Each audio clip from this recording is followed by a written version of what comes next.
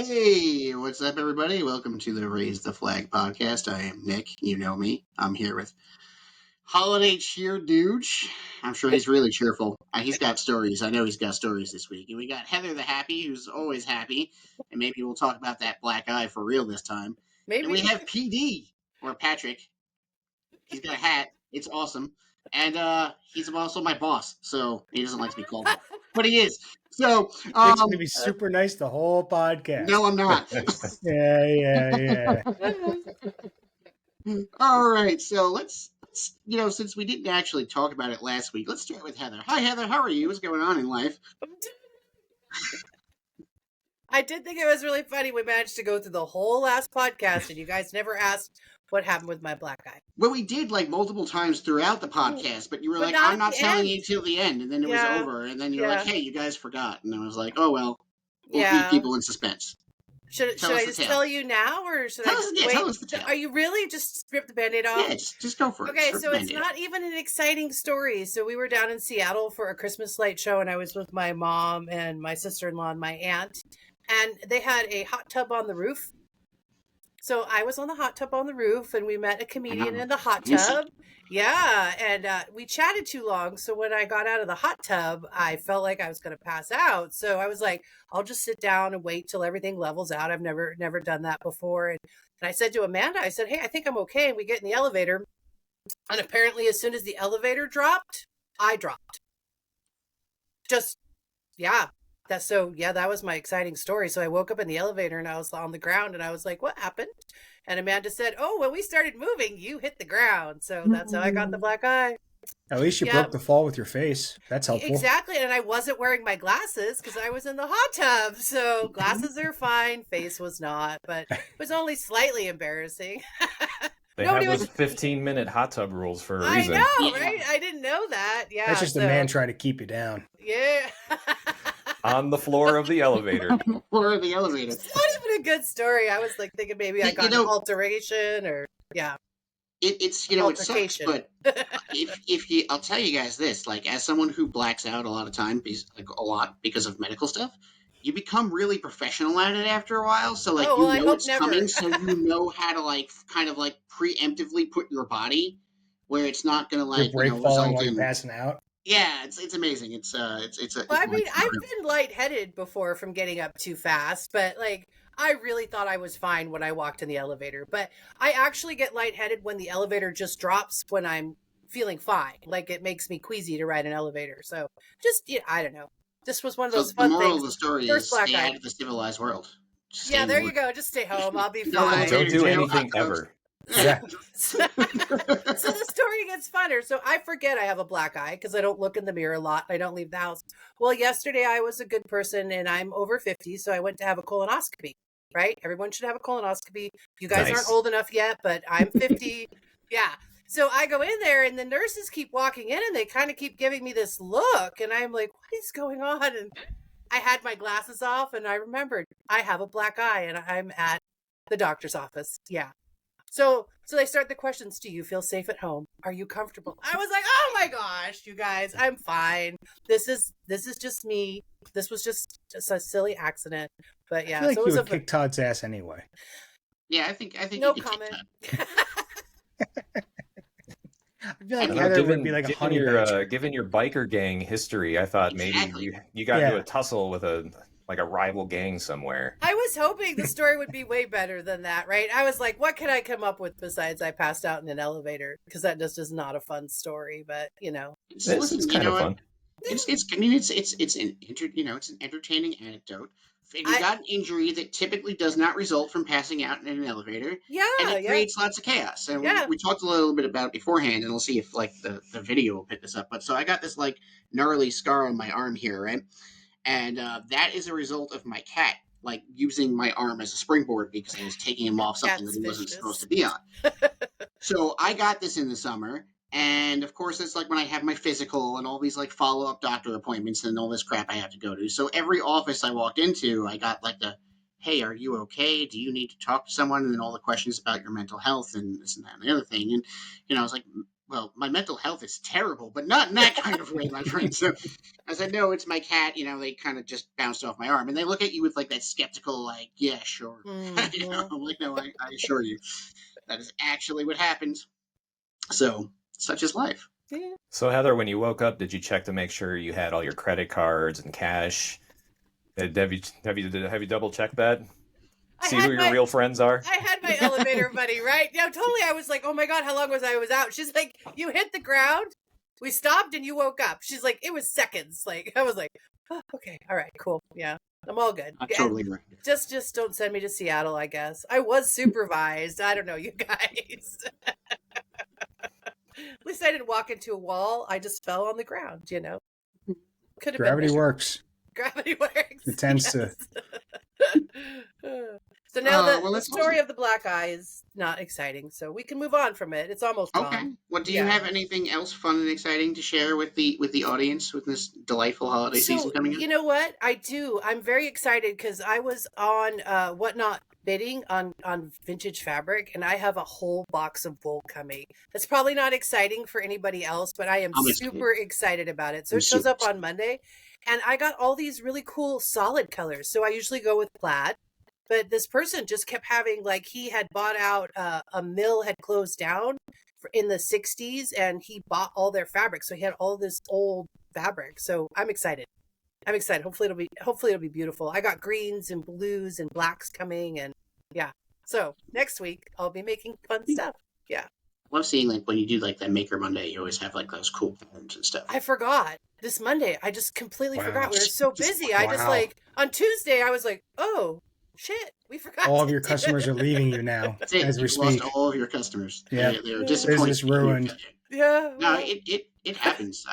Believe me, I've been there, and I'm like, oh wow, like what happened? It's a different day than I thought it was. Yeah, exactly. 'Tis the season. Yeah, exactly. I was just making stuff. I just forgot about it. Yeah, we were busy, which is wonderful. Yeah. All right, well that's good. I like that. What about you, Tom? What's going on in the world of Tom? Everything and anything. Those like days where like it's just impossible to have any semblance of a workflow, because it's like you have to do all the odds and ends of stuff, and you're just like, okay, today's just going to be all over the place. Not a ton of shop time. We went away for our 5-year anniversary, Lauren and I, up to the Catskills, so we got a nice little cabin there. It was fun. It looked beautiful. It was cool. It was one of those shipping container homes. I'm over them. We did it once. They look cooler in photos. I'm not gonna lie. They're totally a New York City trap, And for the money, I'd much rather just get a legitimate actual cabin. An actual real cabin. So the worst thing about the place, it was great up there, but the toilet. They, instead of just having an outhouse or like a thunderbox, because there was only like water going to it, and then everything else was run off batteries. But the toilet, it was essentially a fancier looking luggable loo that was inside the house. And you're like, could we just put it outside? Because it would have been better if I just went in the woods. Because we were even thinking, like, what happens when somebody stays here for a week? Because it's not like it goes anywhere. It just is in its own little container. And now it's like, so obviously things start to smell after a little bit, and we're like quarantining off in like Walking Dead, the bathroom, because we're like, just don't, this is dumb. Just put a hole outside in the ground like normal people with cabins. This is why they do this. But it was nice to get away. It was fun to detach a bit, but I was running into a couple issues while I was there because I got a staph infection pretty bad in my leg the week beforehand. Actually, after last week's podcast, I ended up going to the hospital. So that's what I get for being fucking happy. Yeah, I get a freaking message from him like, I shouldn't have been smiling so much on the podcast. I'm in the hospital. And I was like, oh, great. Did you not know it was bad? Did it come on really fast, or were you just ignoring it? Quite a stubborn man when it comes to going to doctors, because all they do is tell you what you probably already know, and then ask for $1,000 most of the time, or say, "Wow, wow, that sucks. Good luck with that," and then say, "Money, please." So American healthcare, but this one got pretty bad, and it started to hurt, and then I looked at it, and I'm like.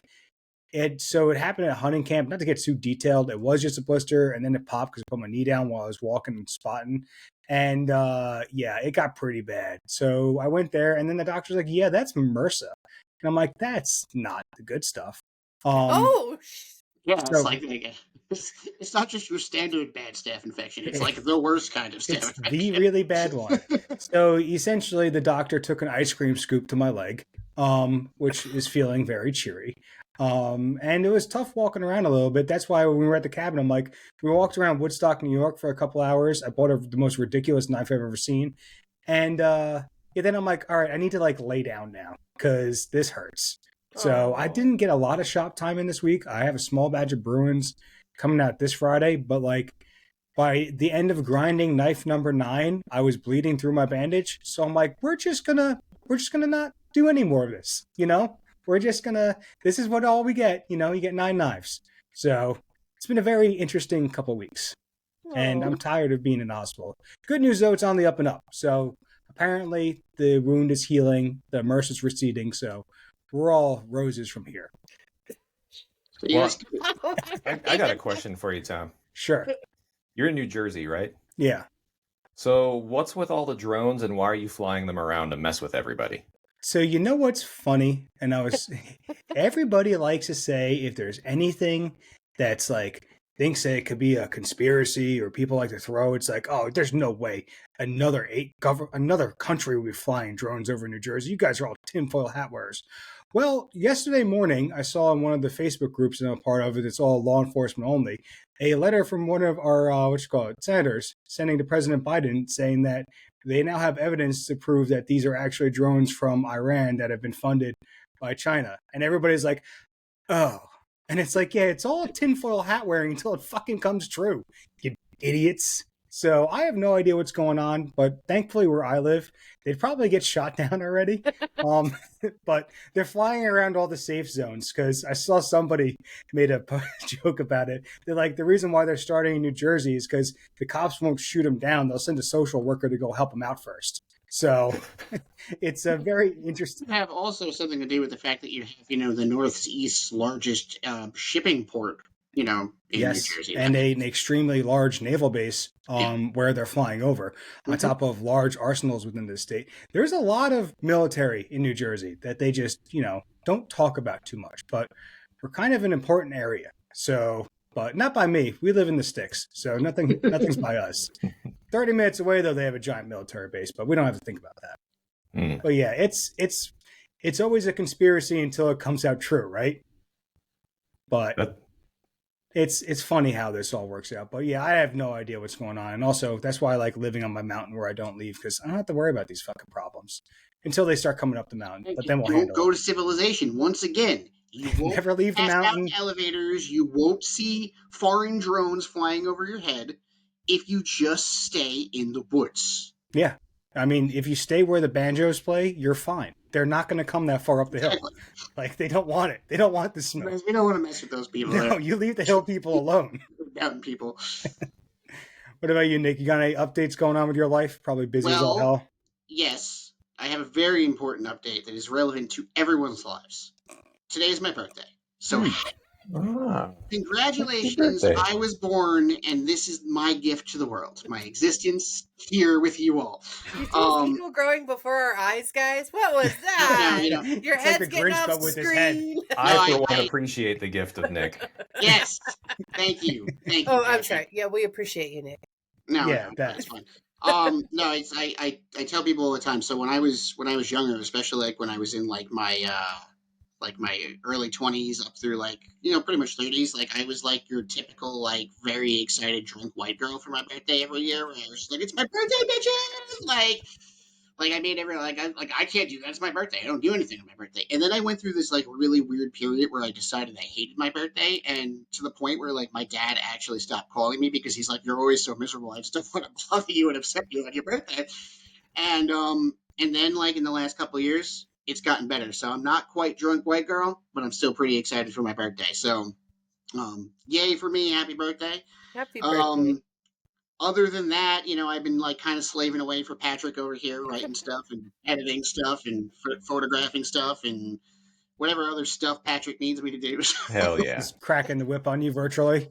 Yeah, virtual whip cracking. I finally decided to start posting on my personal Instagram again, so you can go see pictures of me making turkey and, knives and stuff, all all that good stuff that people Your like. turkey was gorgeous. All right, so I'm going to tell the story of the turkey because I have never in my life made a turkey before this. This is the first turkey I ever made. I went to my dad's house for Thanksgiving, and he's like, "Hey, I have this frozen turkey. Do you want it?" And I was like, "Sure, I'll take a crack at turkey. I've cooked other birds, chickens and all kinds of things all the time, but I've never done a turkey." So I was like, "I'm going to take a crack at a turkey." And, I didn't really do a lot of research beforehand. So, I went through this whole "oh, you're supposed to brine it. You're supposed to this. You're supposed to that." I didn't do any of that shit. And so I just basically took it out of the fridge after it defrosted and dried it off and then put it back in the fridge to air dry. Then I just took a stick of butter and I coated the whole fucking thing in butter and I put it in the oven for 3 hours and it came out and it was literally the best turkey I've ever eaten in my life. It was moist, it was juicy, the skin was perfect. I was like, I could never make another turkey because I will never be able to surpass the perfect random mishap turkey. So that's it. It was so pretty. That's all I got. I was very impressed. My wife was like, "This is really good." And I was You're like, now on turkey duty forever, Nick. No, never again. That's it. That's the only turkey I'll ever make. So, anyway, that's the story of the turkey. And enough about me. So we got Patrick, as we have mentioned, he's my boss. As you can see, if you're watching this, he's got the coolest hat in the world that I bust. I think he's all of our boss now with that hat. So. I feel like, yeah, it's exactly are you a magazine editor or are you an archaeologist / adventurer? We don't know. With great hat comes great responsibility. Yeah. Well, to be fair, Indiana Jones had a day job too, so. He's got crazy professional background going on my super professional bedroom recording studio / office. And hey, you know what? Ever since we've known Patrick, he just keeps stepping it up. So we got to just keep following him. Steps the bar up. Follow me, guys. He's raising the bar. I'm ready to go hunting for the Holy Grail with him. Hell yeah! My heart ripped out. That was the falls of the beetle pit. Seriously, yeah. How do you feel about snakes, Patrick? Do you fear them? Could take him or leave him. Okay, so he's not quite Indiana Jones. But I'm not. I don't have death phobia of snakes. Okay. I don't really care for them though. Yeah, me neither. I don't know how some people can keep them as pets, or just be like, "Oh, snakes are so cool," and play with them. I wouldn't be like that, but I have a healthy respect for them. I've never met a snake I liked to see. There's never been one I'm like, "Oh, cool to see." It's like, "Oh, fuck, god damn it," when I see them. Because generally they're too close and they're poisonous. I never see the friendly ones. There's friendly ones? Apparently. You guys, there's snake shows. You go to the, carnival and they're hold the big giant. No? Okay. No, I've never been to a snake show. Finding myself into piles of timber rattlers and copperheads and rat snakes over the shower that I'm in that are just staring at my face.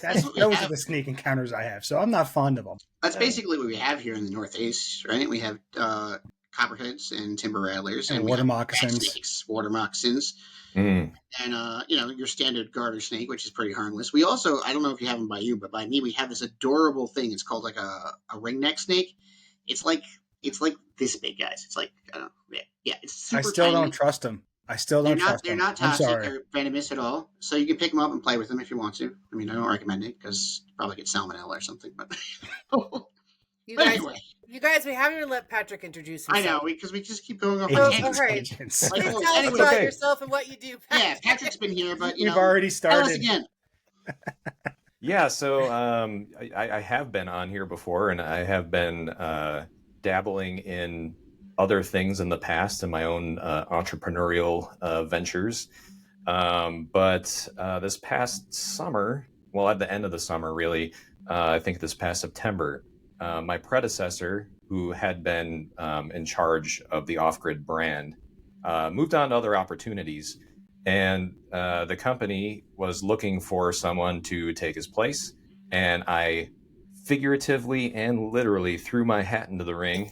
And I was like, let's see what we can do. And, after a few rounds of interviews and discussions with the higher management, I was the chosen one. So in the beginning of October, I took over RECOIL OFFGRID. And now congratulations. I'm over. Thank you. Yeah. It's been a wild couple of months. It's been crazy. You know, so like one of the biggest things I'm trying to do now, because I mean it's been primarily a magazine, right? A website. I'm making efforts to evolve beyond that. So we've had the first couple episodes of the OFFGRID podcast come out recently. So we're leaning more into video. We're getting involved with events in 2025. OFFGRID Base Camp is what it's being called right now, where we'll be nested within things that are going on. In April, we have something called CanCon, which is the world's largest suppressed range day. That'll be in Arizona. And OFFGRID Base Camp is going to be nested within that. And I'm going to be inviting vendors and instructors to be there. So, you know, when the 2A community comes to shoot at the range, they can, you know, come over and check out some survival and emergency preparedness stuff or some cool outdoor gear. It's going to be really cool. And then there's something going on in July. Yeah, it's going to be like an invite only event. Ooh. Yeah, and it's gonna be pretty epic. I'm not going to talk more about it though. Yeah, because the it's only thing I'll secret. say is the only way you're getting an invite is you got to have it. That should be a requirement. I have two, Patrick. I have a green one and a brown one. I've got an All American right. flag I see cowboy you. I hat. got you. Will that work? I mean, wear the Santa hat. That'll work too. I Any feel time like of year is a good time for Santa hats. But yeah, so the past couple months, it's been you know, learning my new role, you know, having a lot of awesome discussions with some people on how we can grow the brand, and you know, it's just so we're not seen as only, oh, it's just the magazine. We're going to be, you know, we're going to evolve beyond that into a bunch of really cool things. I'm really excited about it. I'm also really excited. Yeah, and as I'm sure everybody knows, you know, when I was looking for somebody to take my place as web editor, Nick was the first person that I thought of, and I was like, please, Nick, please, Is that how it really went Please. down? I'm a sucker. don't leave me alone. Did Nick play hard to get? Be like, oh, I'll think about it, I He's like, I guess. don't know. I got the time. He did a Yeah, I that was Heather's reaction was actually pretty accurate. They're like, wow, okay. And then you got more serious a phone. Of course, Oh, yes. I that's think good. I have time for this.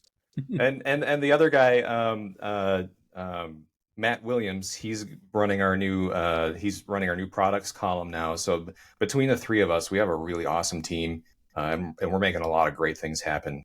And it's just been a lot of fun. I'm just having a lot of fun with it. Well, it's almost like you guys are turning OFFGRID more from like a magazine, but into like a total brand, which is kind of cool. It's like you're bringing the totality to everything instead of just being one dimensional with it.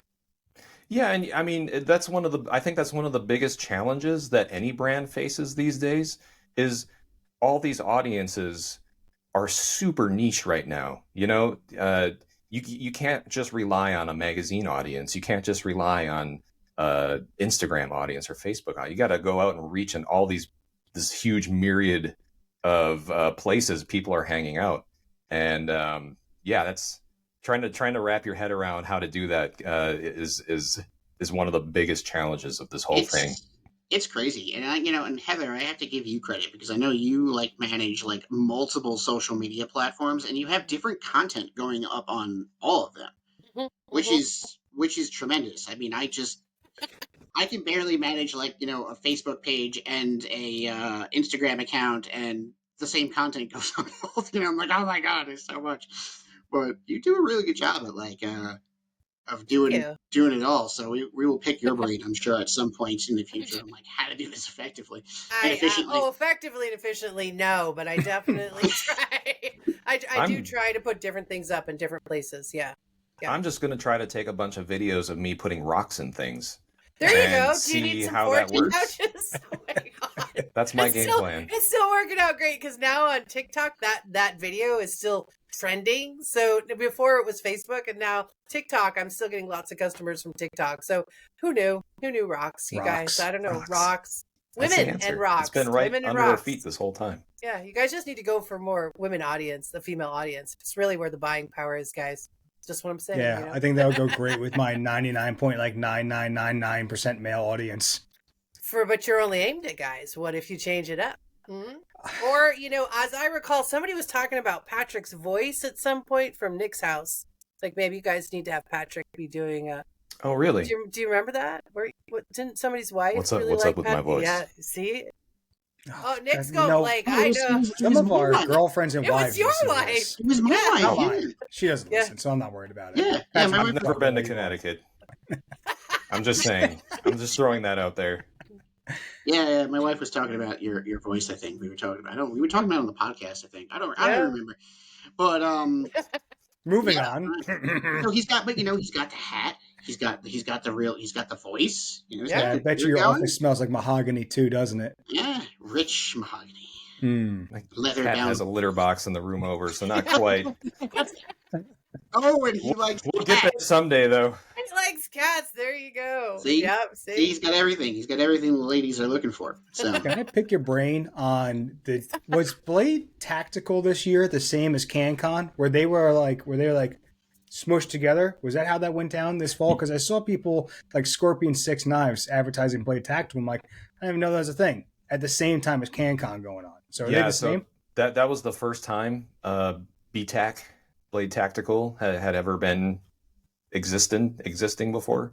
And so it was nested within the CanCon event, that where the range was set up, and all these firearm vendors and silencer vendors and like firearm adjacent vendors were set up.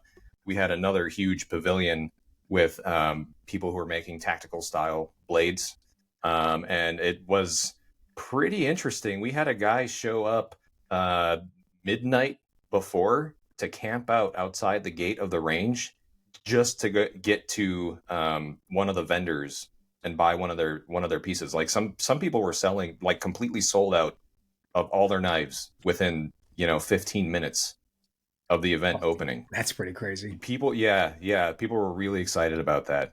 And that's where Off-Grid Base Camp 2 is going to be kind of following in the Blade Tactical's footsteps, is having their own nested event in there as well. But BTAC was pretty cool. People were pretty excited about that. It's just cool to see the communities blending together, because I think Blade Show's great, but it's very knife oriented. Obviously, it's in the That makes fucking sense. name. But it's like guys in the 2A community also like high quality knives. So I just don't think they have the exposure to. Yeah, yep, ton of overlap. And even like other stuff, like for having other vendors like Heather, your bags would go great there as like range ditch bags and stuff like that for ammo and everything. Yeah, like else a that you dump have. pouch or something. Exactly. Yeah. Does she have something called an ammo bag, Heather? An ammo tote. Yeah. An ammo tote. Yeah. But there's so much crossover between all the markets, and I think that's where everybody's trying to figure out is how to blend everything together, because obviously like social media isn't our fucking friend right now, so we're not just going to organically get there. But when you start bringing these people, I remember Amy from Warlander Enterprises, she was talking about doing overlanding shows, and it's like, well, you never even thought about it, but it's like, yeah, here are these people that are going out camping, quote unquote camping. Sorry, I got to bust their balls a little bit. They're car camping, but they're spending a lot of money on high quality gear. That's kind of the place you would want to be at if you're selling high quality gear. So it's cool to see people branching out into different markets to get their gear sold.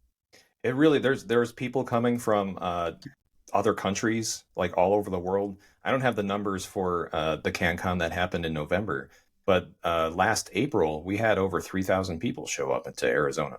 So it was a really huge crowd. It's there's definitely a huge interest and a lot of overlap.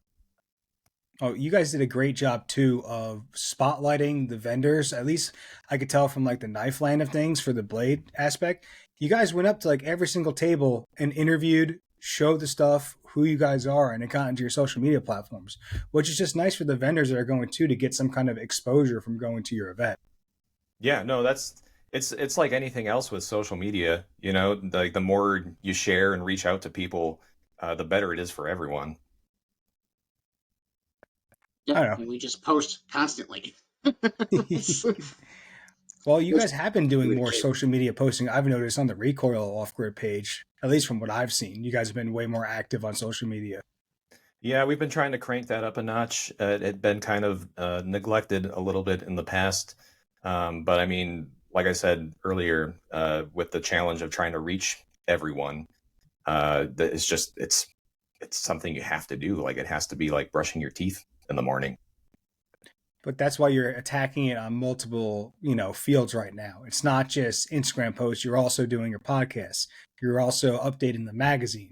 So it's like, it's cool to see you guys attacking at all fronts to actually create growth, because that's the only way to grow nowadays is by actually putting in the work. The social media gods aren't just going to shine upon you anymore and give that's you where 1.5 million technology followers. comes in great. Yes.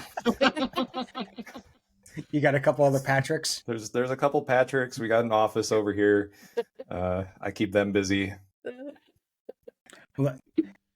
It's a lot though. I mean, I know like we're always talking about social media like a lot. Like it's one of the biggest topics of conversations for our like assorted meetings and stuff. And we all collectively talk about social media a lot, I think, and trying to come up with strategies. But like I was talking, I think it was this week or last week, where actually, because the problem with social media is like whatever works today is not going to work in 3 weeks or a month. Like it's so constantly changing and evolving and updating. It's like you really have to just keep trying, so especially in our industries where we're all like shadow banned into oblivion, it's like, okay, well, the only way to reach people is just to post a lot.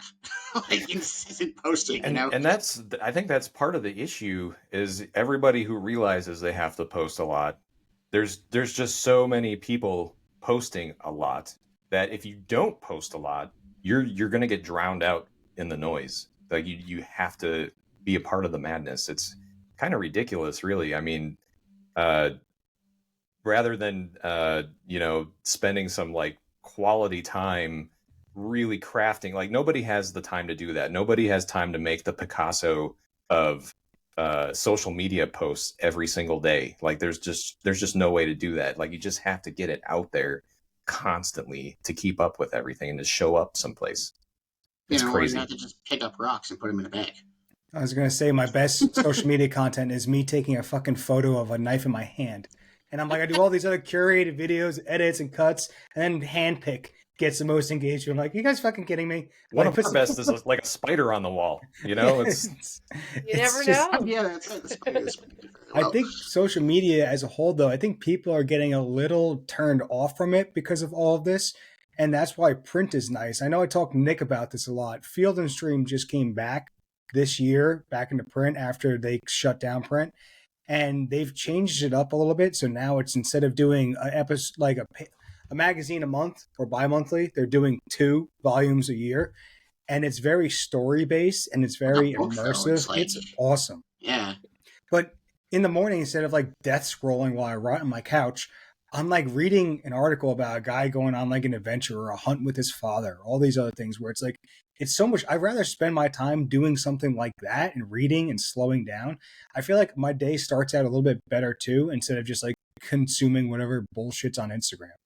So I feel like there's a cyclical nature to that. I think we're just coming around full circle, where people are going to want to just kind of unplug a little bit and decompress and take their time with something. I think that'll be like a more popular way to get your message and your story across again. I think you're right. I think people are kind of getting a little screen fatigue. Yeah. Is that like an official term? Screen fatigue? Sounds that's what I call it. Sounds legit to me. Yeah, I mean, based on the hat, I'd have to say that is an educated... How dare you question the hat? You can't question the terms I come up with because of this hat. Sound like a great term to me. No, but like we always talk about like something, we talk about authenticity a lot, and being authentic in the content that you're creating. But I think, to like your point, Tom, like it goes beyond just being authentic. It's like people kind of like are sick of that disposable content. If you want to actually learn about a subject or you're interested in the subject, do you want to see like a 15-second reel about it, or do you want to like actually digest a good, either in the written word or in video format or on a podcast, like a really like in-depth view at that on that topic, because that's how you're going to learn something, or that's how you're going to resonate with something that, inside of you, not by because, someone did a 15-second dance with a knife in their hand on Instagram or TikTok or I X like or whatever puppies the and hell it's called. babies, you guys. So This morning, from me doom scrolling Instagram, I can tell you a whole lot of nothing that I remember from doom scrolling Instagram. But I could tell you everything that happened in the article that I just read in the magazine from Field and Street. I could tell you the whole story because it actually it sticks with you. It's memorable. It's like, and the way they're doing it now too, are kind of either puts you in their shoes, which is nice. Where like Instagram, like I said, I don't fucking remember a thing I saw. So which articles do you remember from Recoil Off-Grid? Well, there's a great one in a gear guide with a superb, excellent knife. I think it was like Knives by Huge or something, or some. now. Well, that's what Ricky. That sounds familiar. Ricky on the last Best Damn EDC video, it comes up in the title instead of Knives by Nuge, it says Knives by Huge, and I'm like, thanks guys. And he's like, I swear it's autocorrect. I'm like, yeah, sure it was, you douche. But we all know that Tom actually has the smallest hands in the world, so. Yeah, well, I make any knife look big. That's a nice part. It's not the size that matters. But it's nice seeing your guys' like articles, like even just going down to Tractor Supply, where it's something that you can like tangibly pick up and buy and readily accessible. And it's like, I don't know, I feel like you guys aren't just all, I mean, gear is very important, but it's nice to see the story side of everything too, like adventures and everything else. And I'm sure that's where you guys are leaning towards now, especially with more of these events that you guys are hosting. That's going to be like piles of content for you guys to write on too. Well, something we're working on 2025. I don't know if I've settled on this name yet, but I've been calling it two things: Off-Grid Adventures and Off-Grid Expeditions. And Off-Grid Adventures is just like going someplace cool, you know, and sharing with the audience that cool place, you know, if they ever want to check it out or they want to get some more background information about it. And then Off-Grid Expeditions, just what it sounds like. We've got some cool trips coming up in 2025. I know, Nick, you had talked about going someplace cool in the summer. I might be heading out to Alaska or even the Amazon. And I want to turn those into some really cool stories. And just like,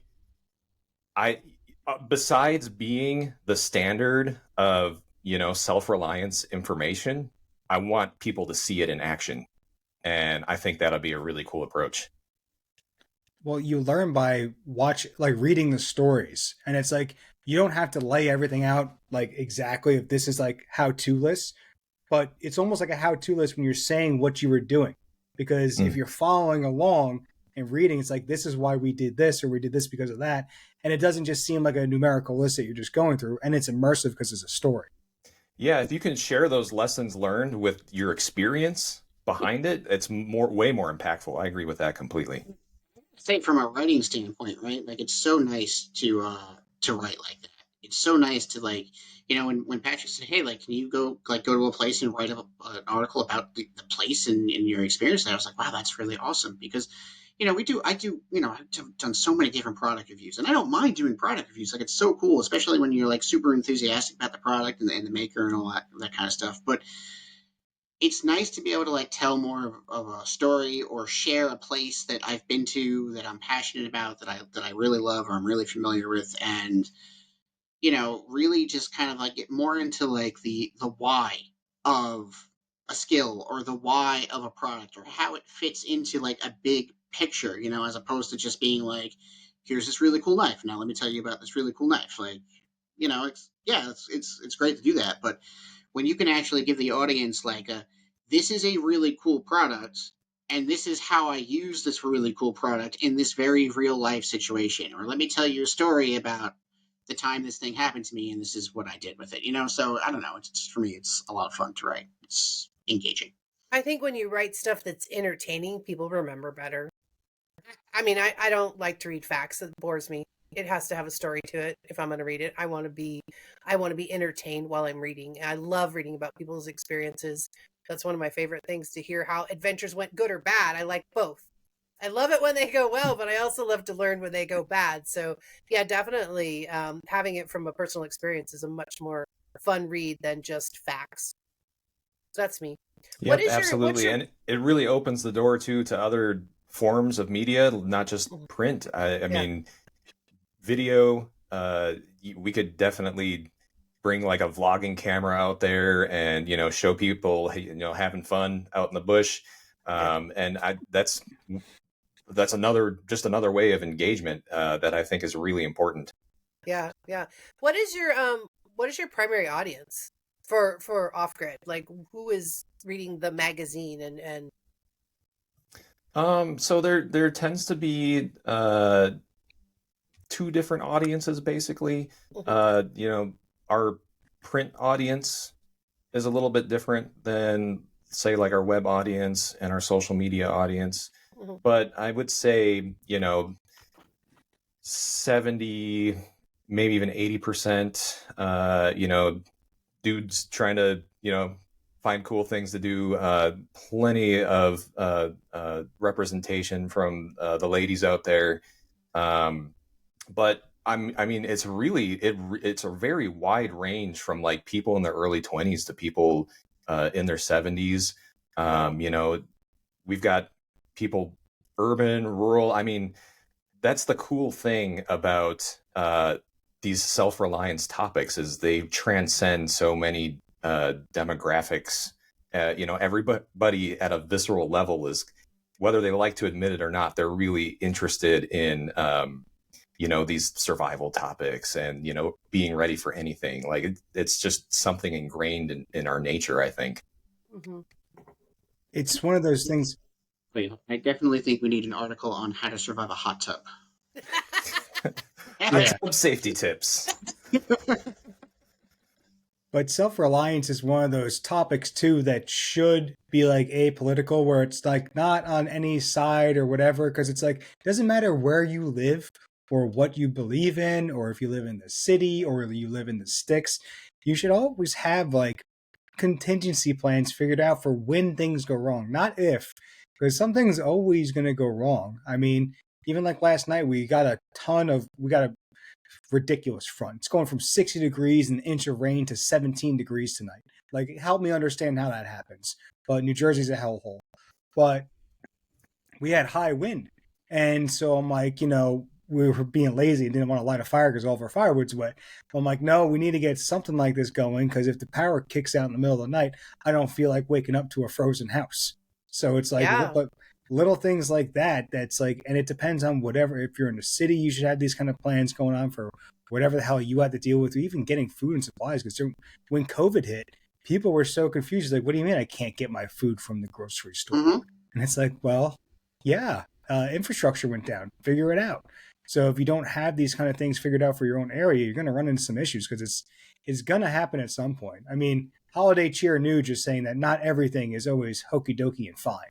And that's one of the coolest things I think about being in the position that like myself and Nick are in right now, is we can get this potentially life-saving information out to our audience in real time. So for example, we have a newsletter, and when like Hurricane Helene had like going through, when they had those things, those storms coming through and just devastating the Southeast, we were able to basically curate content specifically for hurricane disaster relief, what to do when the grid's down, and like we could push that out to our audience in real time as that was happening.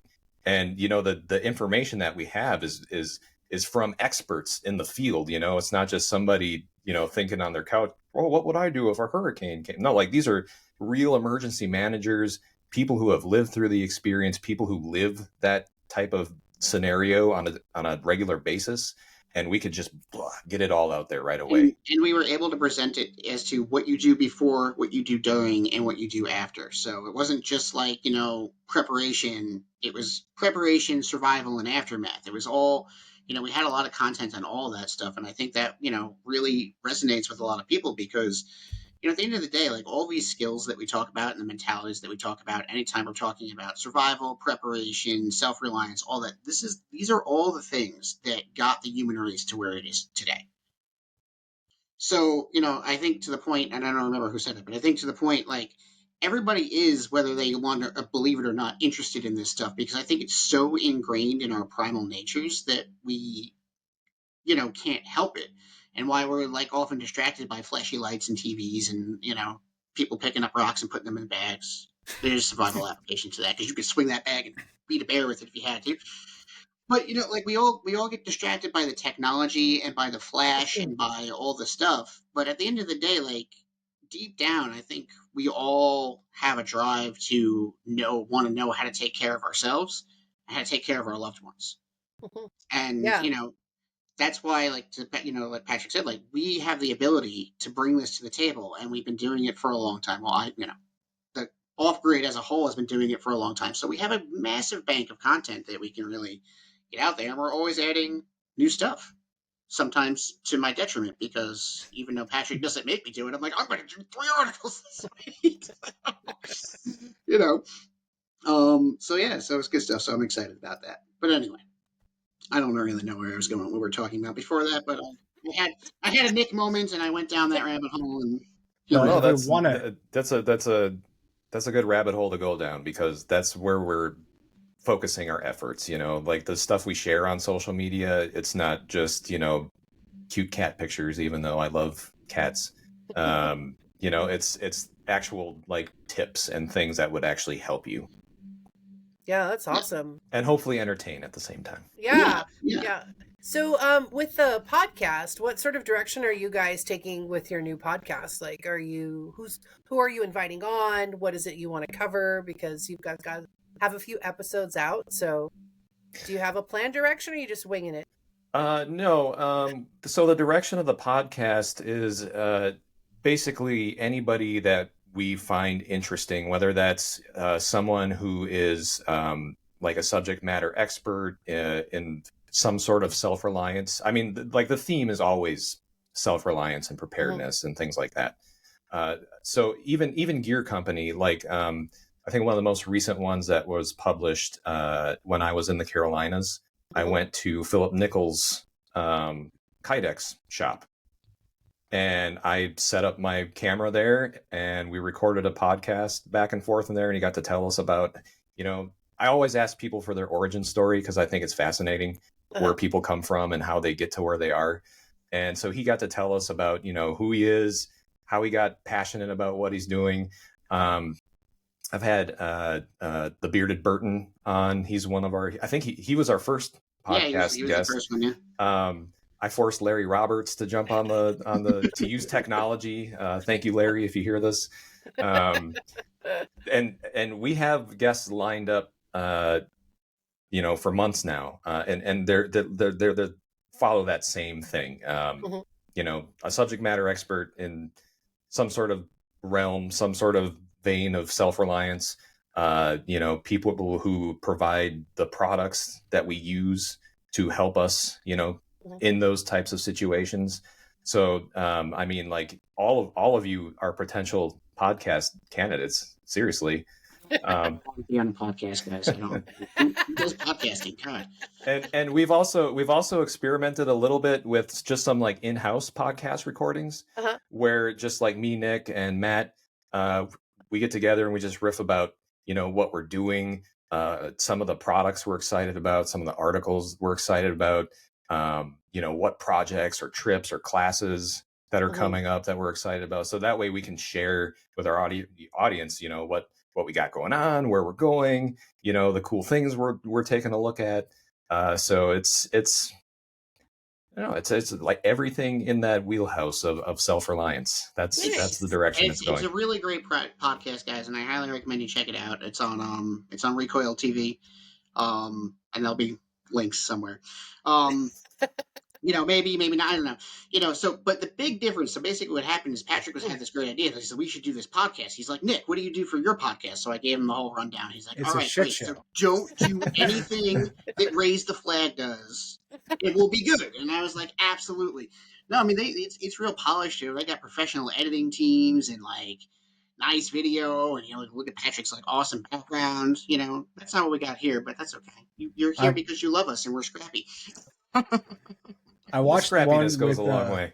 the Bearded Burton and Larry. You have a very good interview style, Patrick. I know Nick is the one who's supposed to be inflating your ego right now, but I'll take this one. But you are very prepared. It seems like you have ideas of where you want to also steer the conversation, because that's one thing that's hard with podcasting at times is sometimes getting people to talk.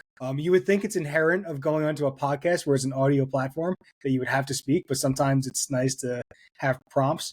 And the conversation always flows. On the one that I listened to JB and from Larry, they were both very good interviews and they kept you engaged the whole time.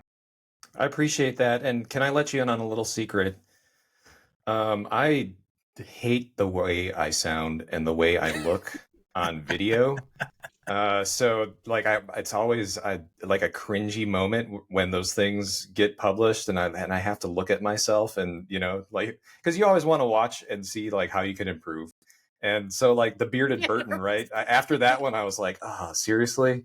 Okay, so I just got to tweak my style a little bit. But you know, it's one of those things where you just try to improve each time you go through. And yeah, I don't know if you guys are the same way. To like, just if you hear and see yourself, are you like, oh, that's sorry everyone? Is that what I sound like? I'm not anymore, but I definitely used to be. Like, Yeah. I was really resistant So you outgrow that and getting video, you know, either on social media platforms. I mean, it took Tom like how many months were you trying to convince me to get this podcast going? Like 7 to 8 months. Like, yeah. And I just kept pushing it off because I was like, I don't want to record anything, you know. And I was like, if we do, it's going to be terrible, you know. And I got to tell you, like, if you guys, audience, if you've gone back and listened to like episodes 1 through like 4 or 5, like, they suck. Not because like we didn't have a good conversation or anything, but just because like it was me and Tom. Like we were both like really uncomfortable. Like we didn't know what to say. Like Tom didn't curse for the first 5 episodes. We thought we had to be like instructional and stuff, which is it was like we tried to be like really rigid, and it was just didn't work. But you know, it's like you find your groove after a while, and like you know, here we're coming up on 2 years, and you know we still make tweaks. And I mean, Heather's been like, we need video, and now we finally have video. So you know, at the end of the day, I don't make anything happen. They just nag me until cool stuff happens. So I can't take any credit for it. But you know, but Patrick, I got to say though, like coming out of the gate, like you guys have us guys, we on my other podcast that I'm kind of sort of on sometimes, really polished, really nice. Like, you do a really fantastic job talking to people. So you know, props to you. Not just because you're my boss, but for real. And also because, you know, the hat, I can't even insult someone. Is the hat on every episode, or are you rotating the hats? Because the cowboy hat was pretty awesome too. Yeah, so the episodes where I'm with a guest, I'll wear this. I don't know if I've worn it every time we've done in-house podcasts, but definitely as I don't know, like a prop, if you will, with a guest podcast that I do.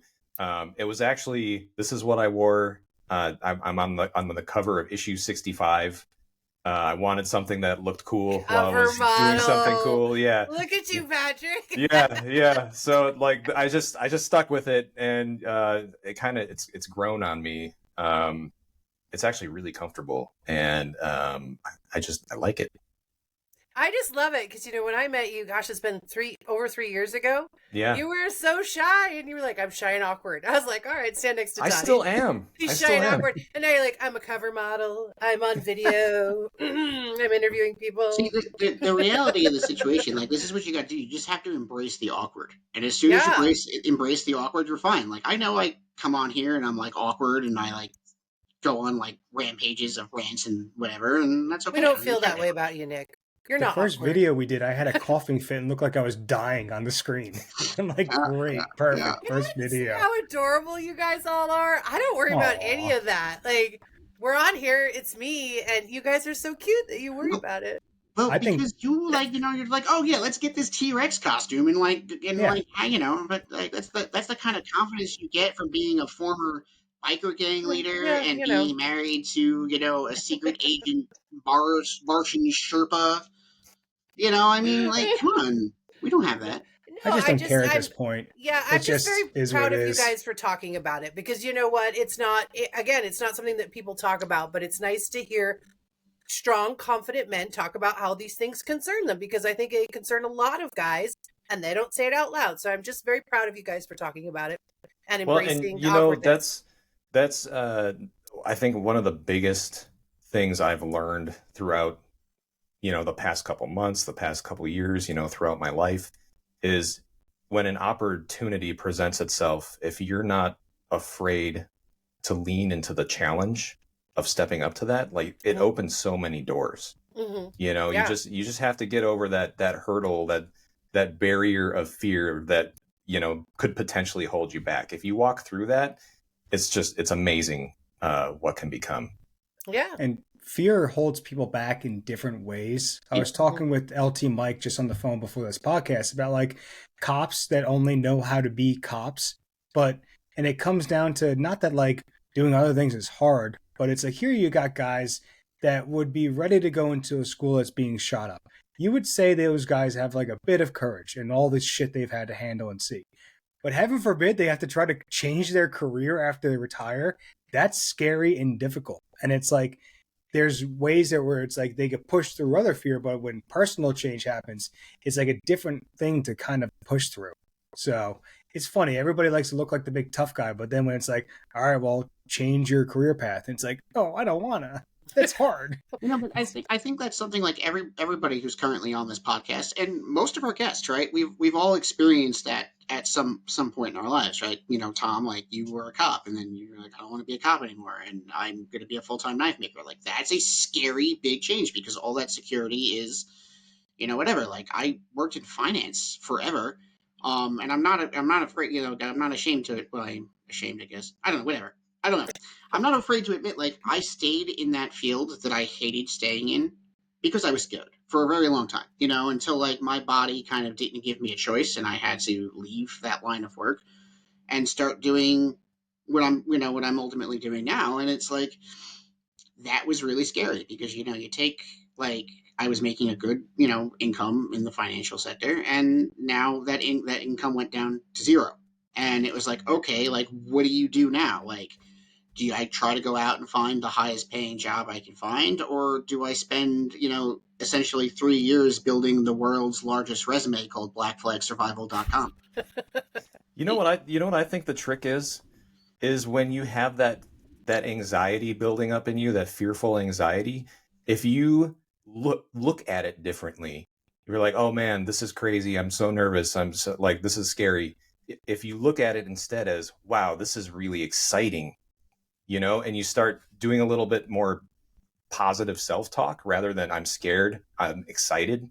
I think when you make that shift, something changes in your brain, and stepping up to those challenges becomes a lot easier. Well, and I think in a lot of cases, all right, like it's actually okay to be scared because it gives us a level of temperance and humility, when we're going into a situation, like when you reached out to me about taking on this job, like I was excited. I was like, oh my God, this is amazing. But I was also scared shitless because I'm like, well, I've done a lot of this stuff in the past, but I've done it for me. I've never been like beholden to somebody else for it. So it was like, okay, now it's like, do I really have the skills? Do I really have, like, can I really do this? And like, but that fear like kind of keeps you down a little bit, but you have to learn to like overcome it and just say, okay, I'm going to go and I'm going to do the best that I can. And that's what I do.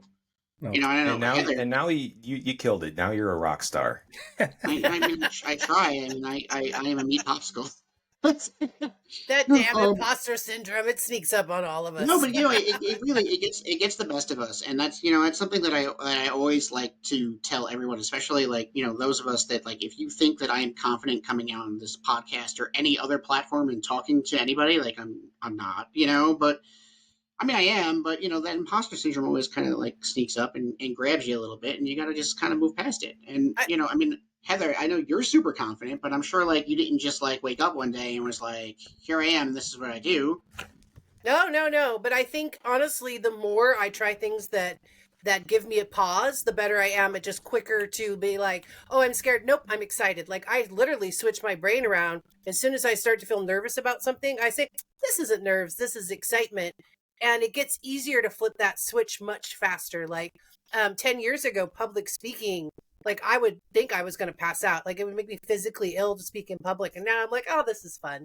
So like, I think that the more you push yourself and challenge yourself to try new things, the easier it gets to try them, right? Because then you're just like, oh, well, last time this turned out okay, or last time this made a great story, or I learned how not to do this last time. So I think that exposure to things that make you uncomfortable gets easier. Like You just have to definitely need start. that friction to grow. Yeah, Mhm. exactly. Yeah, I mean, challenges are so much fun, but your mental, how you switch it, exactly what Patrick said. If you're excited versus nervous, it just works so much better in your brain and your body. Like my whole body just relaxes and goes up to a different direction. So yeah, I get imposter syndrome randomly. It's way, way less now after all this time because I'm like, damn, Heather, you're kicking ass. But like I do have to give myself little pep talks every once in a while when something new comes along that I don't think I can't do. I usually just talk myself into doing it. What's the worst that happens? I fail. Whoop. I'm good at This is failing. why you're Heather the Happy and you're a constant stream of positivity. But on that note, guys, we're going to have to wrap it up because I know Tom's got to run out to get some stuff so he can make some knives, which is awesome because I'm sure you all want knives. So, Yeah. does anybody have anything else they'd like to add before we wrap it up? No. Happy holidays. I hope everyone's Happy doing holidays. fabulous. Yeah. Yes. I don't know if we're going to have another. I think we have one more recording before the holiday. Anyway, I don't know. Something will happen next week. You'll see it. And that will be that. Patrick, thank you for joining us on Thanks for having me. our delightful shit show of a podcast that we do all the time. And I would like to leave you all with just one thing based on the last topic of conversation that we had. So, Well, can I beat you years just ago- for 1 second, Nick? yes, no, it's quick. I promise. Patrick, can you lay out where to find the podcast? Because I Yes. tried looking for Recoil and Off-Grid on my podcast app, and I was getting like 1.5 million other things. I found you on YouTube pretty easily, but on the podcast players, can you just lay out exactly what the name is so we We're can find going to easier? be rolling that out on the podcast players coming up. Okay. So that's probably why you haven't found it there. Right now, Because I'm like it's just screaming at on, my phone saying, this is exactly the name. yeah, right now the Off-Grid podcast is on the Recoil TV YouTube channel and on the Recoil TV app. And we're going to be making some minor tweaks to it and then rolling it out on pretty much all the podcasting publishing things like Spotify and Apple and all that stuff. So it's coming. All right. Coming soon. Coming soon. All right, so that's all we got. I'm going to leave you guys with this one quote that was said to me many times back when I was young and healthy and did a lot of GoRec stuff. Get comfortable being uncomfortable. It is a very magical statement, and it definitely goes far. And it's not just in physical activities, it's in all kinds of things. So I leave you all with that. Thank you for joining us, and thank you for watching this on YouTube if you're watching this on YouTube, and thank you for listening to it on Spotify or wherever the hell else you want to listen to it. And we'll see you all next week. Bye. La See you la la later. la la la la la la la la.